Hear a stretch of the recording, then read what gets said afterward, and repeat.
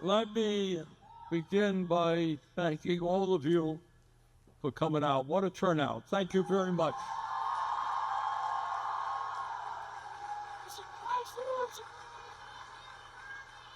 Let me thank Eric Williams for his remarks, Precious McKesson, and a special word to Ron Kaminsky of the Laborers Union.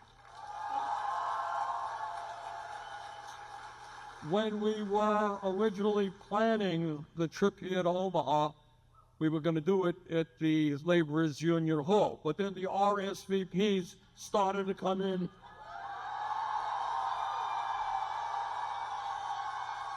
So we told Ronnie we have to break down the walls or we're going someplace else. Here we are. Thank you again.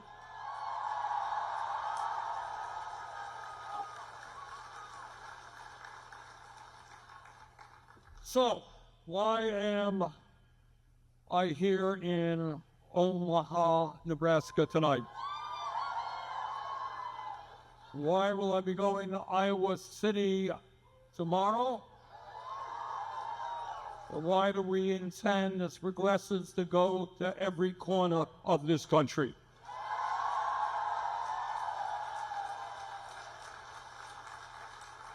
And the answer is pretty obvious.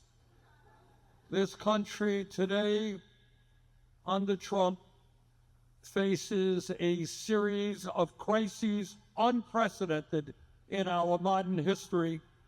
And what we do now will impact not only our lives, but the lives of our kids, grandchildren, future generations, and whether the planet itself survives.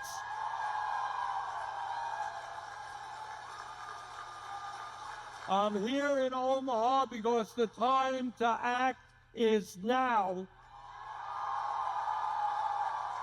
The time to fight back is now. And let me give you some good news and bad news.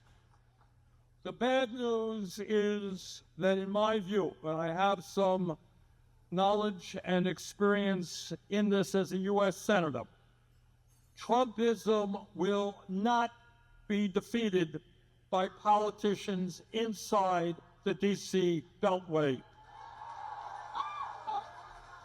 That is not going to happen. It will be defeated by millions of Americans in Nebraska, in Iowa, in Vermont, and all over this country.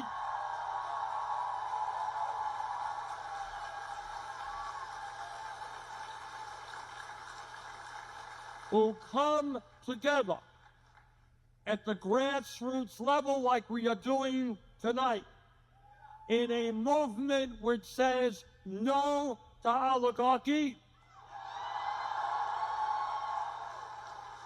no to authoritarianism,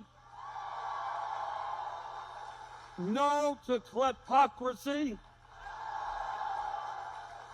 no to massive cuts in programs that the working class desperately needs, and no to huge tax breaks for the billionaires and the 1%.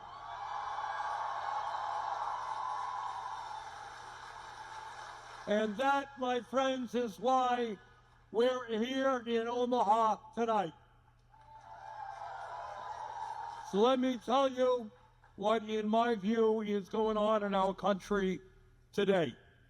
First, we are rapidly moving toward an oligarchic form of society in which a handful of multi-billionaires not only have extraordinary wealth, but unprecedented economic, media, and political power.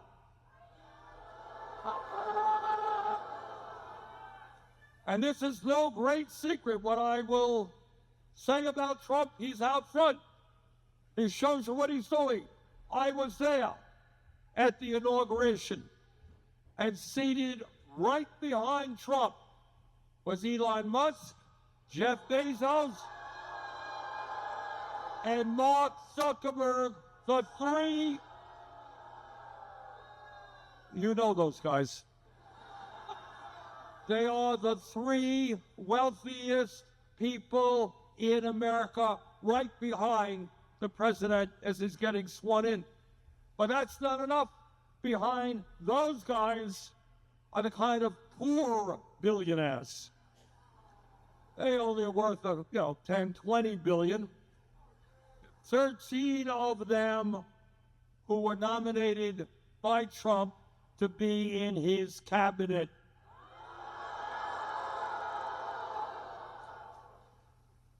But it is not only that Trump is surrounded and working for the wealthiest people in this country. That is one reality. Let me tell you another reality that I know that many of you know all too well.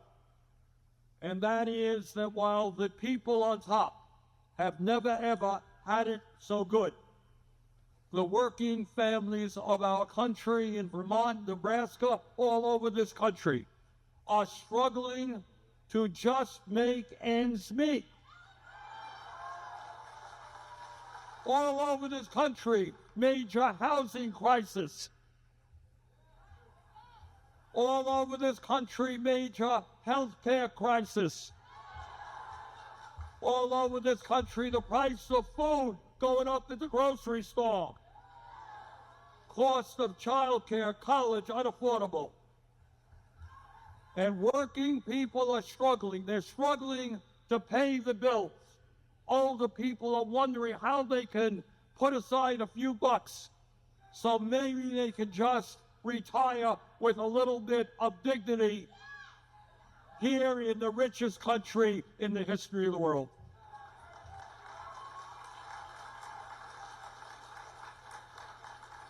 So in America today, right now, you don't see it much on TV or in the papers, but right now, we have more income and wealth inequality than we have ever had in the history of the United States. Those three guys, Musk, Bezos, and Zuckerberg, who stood behind Donald Trump, have more wealth than the bottom half of American society, 170 million people.